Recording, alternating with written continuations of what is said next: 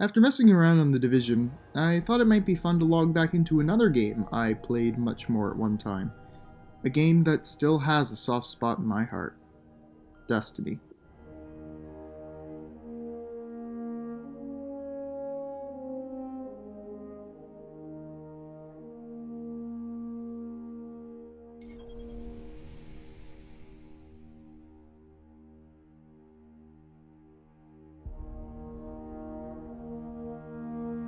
I am a Destiny 1 veteran. I only played Titan, and for 3 years, I blitzed my way through this game, consistently raiding every week for that sweet, sweet loot. Not so much on the PvP side, I did make it to the lighthouse once, but that shit was just usually too broken in general. My brother Wolf took on the Warlock and, unlike myself, continues to play Destiny 2 regularly to this day. And our father played the Hunter for a short while, after which we would only go on it every now and then since it was pretty much abandoned and we didn't really care for playing Hunter. Looking at my character to start was a blast to the past, and it brought back a bit of pride at seeing my Ascendant Plane armor shader, which took some work getting. But I couldn't figure out why the game thought I was at 368 light when all of my gear had 400 on it. It wasn't until later that I realized it was because the game thought I didn't own the Taken King Legendary Edition and wasn't counting my apron, which I do own. But a quick swap out, and later on I was back up to 400. First things first, visit the tower.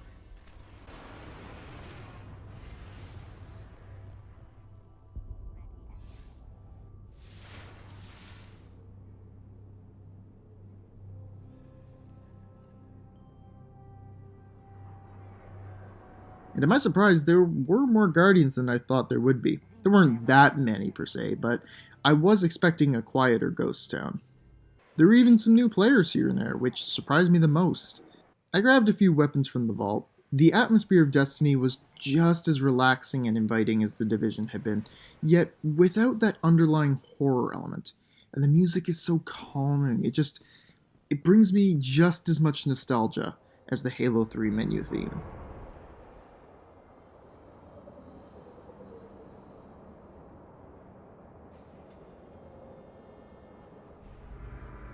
After that, I figured the first pit stop on the return would be the first I started with all those years ago. The classic Cosmodrome Patrol on Earth. Dead as the grave it was, but it was again quite calming and relaxing. Saw a nearby bounty, picked it up, and headed inside a nearby building to complete it. The job was to take out some Taken, and I immediately realized just how bad the right bumper on my controller was because I had to press hard just to melee, which is a Titan's bread and butter. When we run out of bullets, we punch. That's just how it is. The gunplay of Destiny is fantastic. It is reminiscent of Halo in some ways, but in the end it has a unique feel that is satisfying to play with. And the weapons themselves, oh boy, are they wicked. I started off with a classic favorite of mine, one that I ended vanilla Destiny off with, Shadow Price. But I figured I should try out my old raid exotics, the guns themed after the 4 raids of Destiny 1 and were only attainable from each of said raids. First up was the Vex Mythoclast, one of the most unique guns I've ever used in a video game. The design, the sound, the fact that it's a fusion rifle that fires rapidly instead of by charge. It is such a wonderful weapon to use.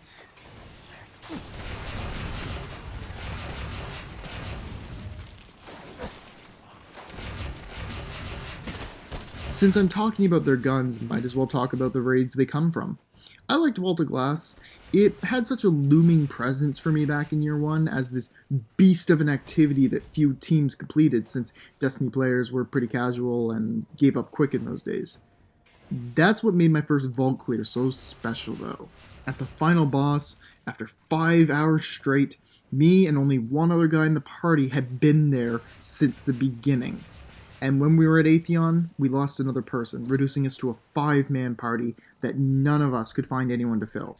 So we decided to give it a few more tries, 5-man, and on the last try, I was on portal duty. I was opening up the portal for my other half of the team to return. my only other partner died to supplicants, and the rest of the team inside of the portal were shouting over the mic that they couldn't keep up with the oracles. We were going to wipe. So I looked at Atheon, and I saw that his health bar was gone. As in, there was literally no yellow left in his health bar. So I quickly swapped out to my Icebreaker, a sniper that regenerates its own ammo, and just started hammering on the boss's weak spot without the normally required damage buff of times vengeance one needs to actually hurt Atheon. And just as the screen was starting to turn red, I landed one last shot and finished him off alone. 5 hours of raiding, coming to a fantastic conclusion that left me and my raid team screaming and shouting together in euphoric relief. It's the kind of feeling you can only get from raiding. That also reminds me very quickly about the Allerhorn. It was my first exotic, if you believe it or not. Got it on my very first attempt at clearing Vault in the exotic chest, which was never finished, that run. But while I was super stoked about getting a yellow gun for the first time, the rest of the party said, it's not that good, it's a rocket launcher. Oh, how wrong they were within a couple of months when Yalahorn quickly became the most sought-after gun in Destiny history when people discovered its legendary DPS. The Necrochasm was next up. This one took a bit of time to get, and unfortunately was not worth it in the end. Yeah, I love killing 500 hive enemies with the lowest quality gun in the game. Great. The gun was made to help during the first stage of the Crota's End raid, clearly. It's too hard to control to make it worthwhile in a serious sense. It's certainly cool looking and fun to joke around with, but it just wasn't cutting it. Crota's End was a raid I was going to solo again for the channel at one point, once I got recording software, but with the last set of fixes Bungie put in before moving on to Destiny 2, I don't know if that's possible anymore. But it is the raid where I met my main raid team in, and it was what my first YouTube video was made for, so there's still some good memories behind it. Touch of Malice is probably my favorite of the raid exotics, but it is nowhere near the best these days. Again, at the same time they fixed up Crota's End, they nerfed my beautiful gun made from King's Fall boss body parts because it was too strong. So now it's pretty much just DPS fodder for the final boss of King's Fall, and the final boss only, as it seemed to be designed around that specific encounter. But I figured I'd put it away for now and bring it back out later when it became more relevant. Which leads into the final gun, Outbreak Prime. While King's Fall is my favorite raid of Destiny 1, I can't deny that Wrath of the Machine was the best one of the game's lifespan, and that Outbreak Prime was the best of the 4 guns for general purpose. This Yalorhorn packed into a pulse rifle was hard to get. Had to learn basic binary for part of it, but it was absolutely worth the effort. And replaying Wrath to get it was not a problem at all, because that raid was so well designed that you could run almost anything you want for every encounter, and it's always fun. And not only is this gun powerful as all hell, it looks the part too. After messing around in the same area with those guns for a bit, I decided to take a drive. Just drive around the Cosmodrome, that's all.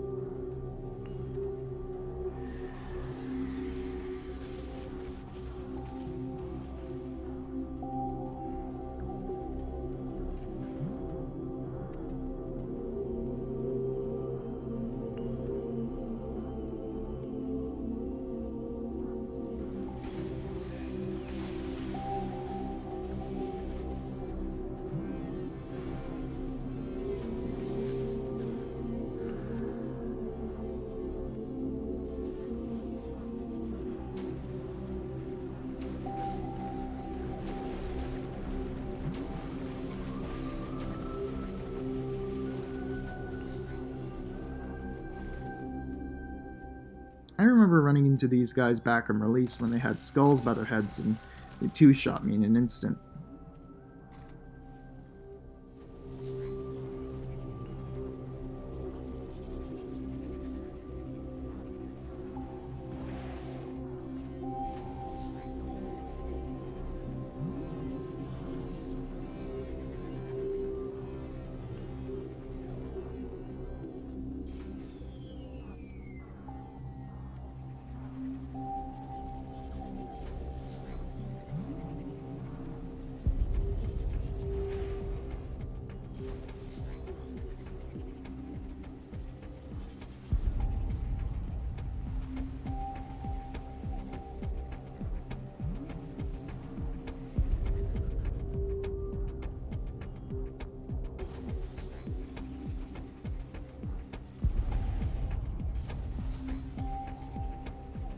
I also paid a visit to Randall the Vandal, an infamous fallen enemy that would occasionally glitch and spawn with a shit ton more health than he should normally have. Just moments like this are what makes Destiny 1 worth it. These little memories while roaming cool, post-apocalyptic environments with relaxing background music while you just mow down low-level enemies and encounter the odd player here and there. Let's see, what else did I do in the Cosmodrome? Well, I switched to the exotic version of the first gun you get in the game, which is still pretty cool that they did that. I stole some dumb hive treasure and they tried to make me pay the price, which failed dramatically.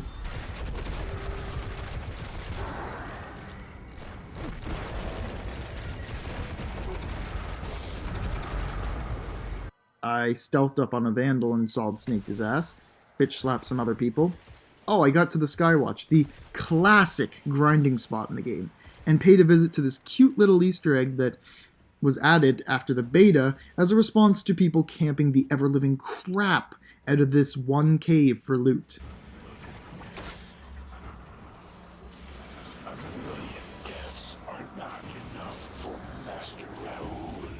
And there were some pretty awesome Fists of Havoc.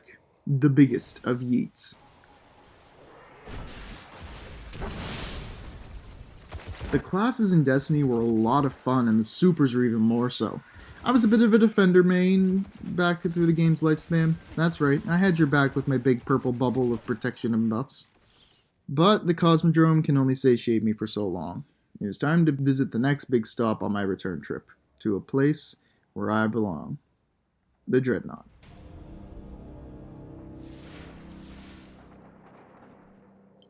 This ship certainly takes some getting used to. Setting boot on a Hive mothership never felt better. I still remember launch day for the Taken King well, with everyone waiting to finish downloading the 40 gigabyte patch only to load into a brand new Destiny experience. A Destiny that I loved even more. I'll just come out and say it, I'm an absolute Taken King stan. I still think its base game was the best Destiny has ever been, at least to me. The Dreadnought, the actual story in the story missions, the lore, the raid, the weapons, the themes, the new Taken enemies, all of it was just, perfecto. Regicide is still my favorite Destiny mission, and King's Fall is still my favorite raid to date. The reveal of Oryx at the end of that raid, that is still a fantastic moment. I love the mechanical complexity of King's Fall compared to the other raids before it. The Book of Sorrows is one of my favorite pieces of video game lore to date, and I pulled Touch of Malice back out for another go, and it went much more smoothly this time. It's a fun little scout rifle that, when you fire it, its first 10 bullets are normal, but if you hit the last bullet in the magazine, it never runs out, it does damage to you, and does double damage. And getting 3 rapid kills will give you back a chunk of your health. It's a really, really cool gun. And the Dreadnought was filled with so many surprises too. Easily the best patrol environment, with loads of activities and secrets and hidden chests to get. The Court of Oryx player-started public events. I started one up with a guy and got these 2 knights, something my brother has been complaining about with Destiny 2. Something about most players not having done this fight, and it shows. I don't know.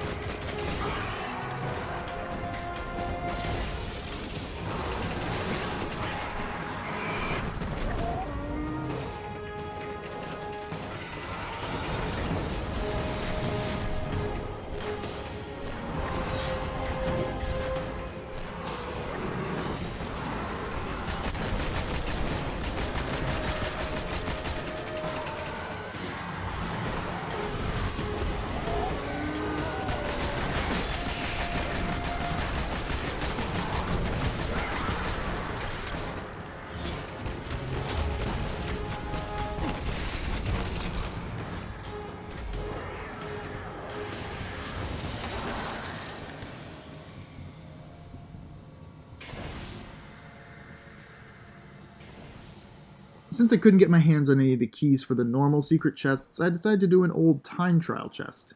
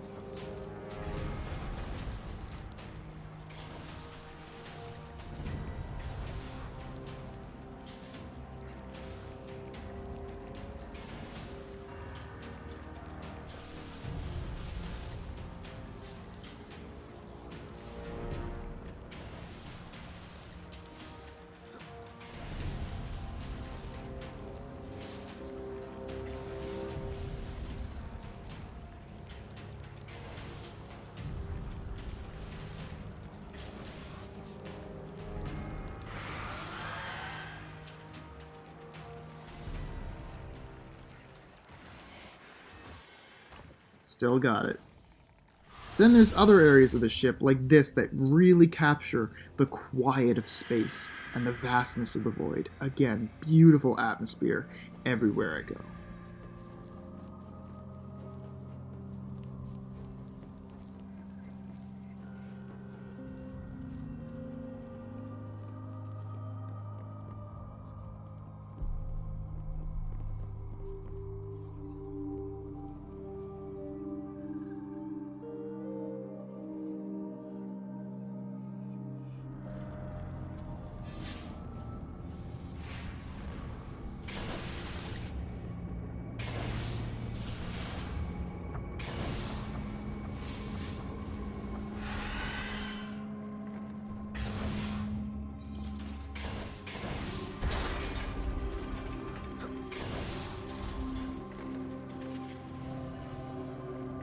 But again, eventually with no one to play with and not really looking to get into anything heavy, I decided to make one last stop and do something I thought you guys would like.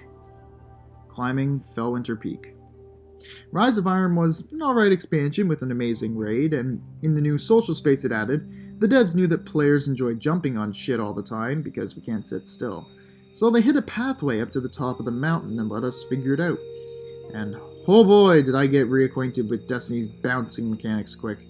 See, Destiny 2 may have ledge mantling, but the first one does not, and if you hit an edge or a corner, you bounce. Hard. And it is very annoying. But Mama didn't raise no bitch, so I pushed on.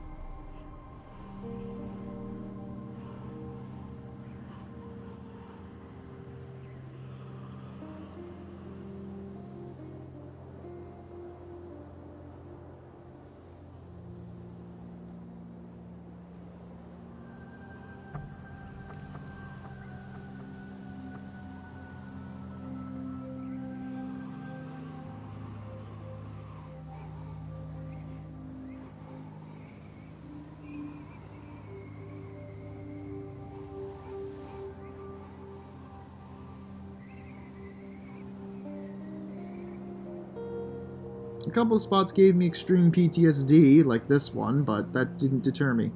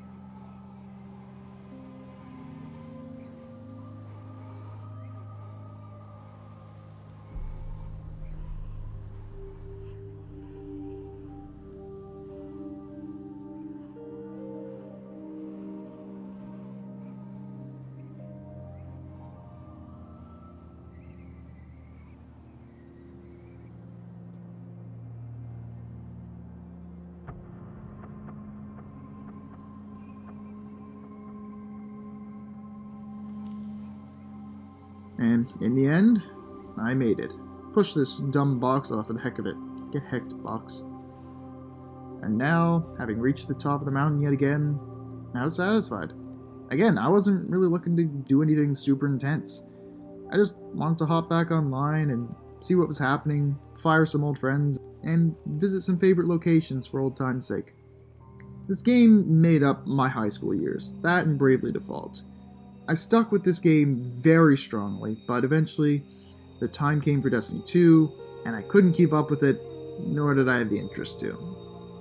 But I miss Destiny 1. It's a fun game at the end of the day. And that's enough for me.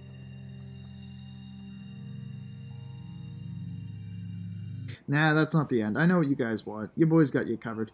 Yeet!